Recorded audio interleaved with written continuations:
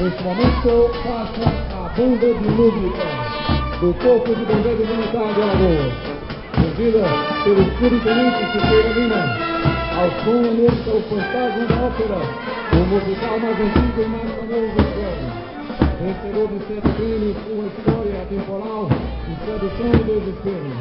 A banda de música tem 10 anos de existência e durante 6 anos contou com apenas 27 músicos. Hoje, 45 militares executam projetos criados pela corporação e pela própria banda. Neste momento simulado, um atendimento, uma ocorrência sendo realizada pelos militares do Corpo de Bombeiros.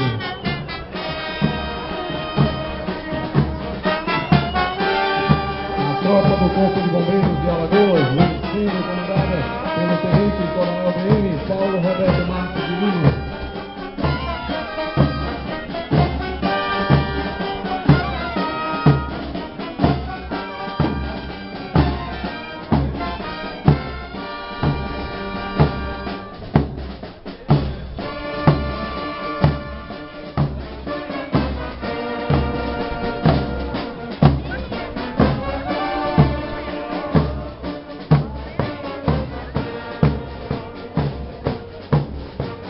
Do Corpo de Bombeiros Militar de Alagoas, vamos aplaudir pela apresentação, pela simulação desta ocorrência, deste atendimento pelos homens do Corpo de Bombeiros Militar.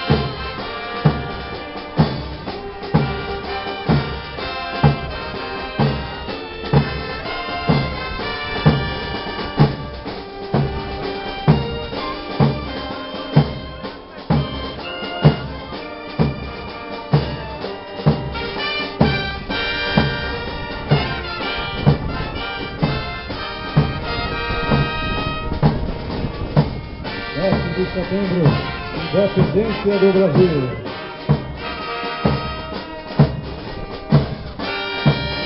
Esta primeira abordagem realizada pelos bombeiros militares de Alagoas abre o desfile oficial da corporação para este 7 de setembro. Eu tenho como comandante o Tenente Coronel BM Paulo Roberto Marques de Lima. Subcomandante da tropa do Bombeiro Militar é o Major M. Sérgio Ricardo.